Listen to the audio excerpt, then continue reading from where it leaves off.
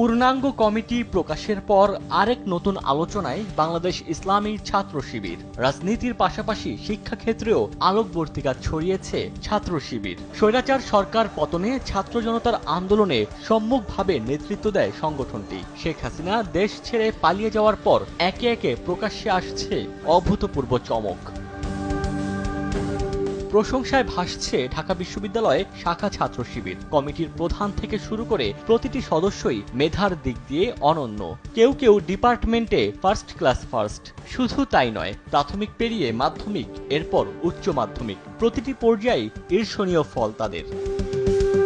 পরিচয়ের শুরুতেই যার নাম, তিনি ঢাবি শাখার সভাপতি সাদিক কায়েম।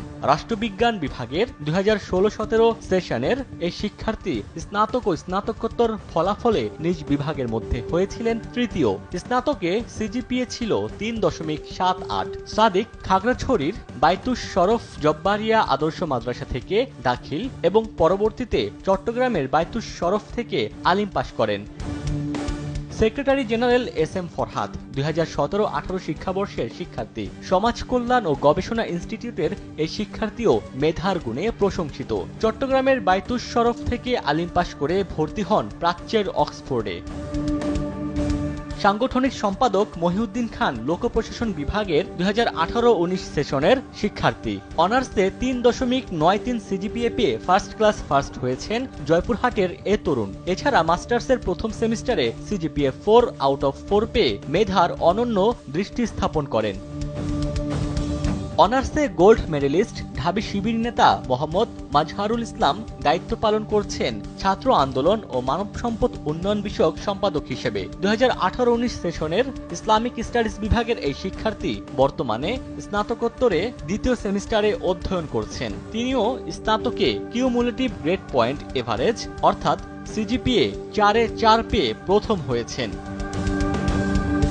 কাঁধে ছিল 4টি মামলার বোঝা, জেলে ছিলেন প্রায় 19 মাস।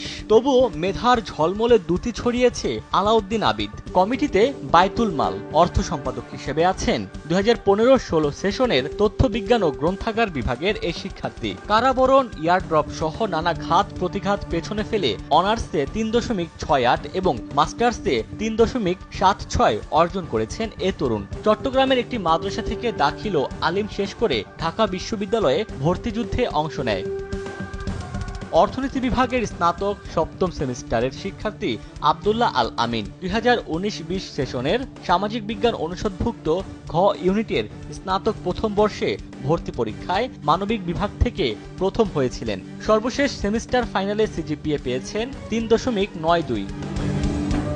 এছাড়া কমিটির অন্য সদস্যরাও শিক্ষাক্ষেত্রে প্রতিটি বিভাগে রেখে চলেছেন অসামান্য অবদান।